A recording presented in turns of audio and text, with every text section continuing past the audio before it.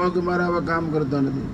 અરવિંદ ગિરી બાપુ વિશે સૌથી નજીક હું, મને હમણાં એક પ્રસંગ યાદ આવ્યો. મહાદેવગીરી બાપુ અહીંયા રાત્રે હતા, હું બટુક બાપુ બેઠા હતા.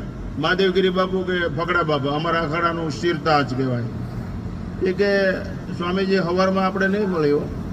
મેં કીધું શું વાત છે? મને કે બટુકગીરી બાપુને કે આપણે છેલ્લી મુલાકાત.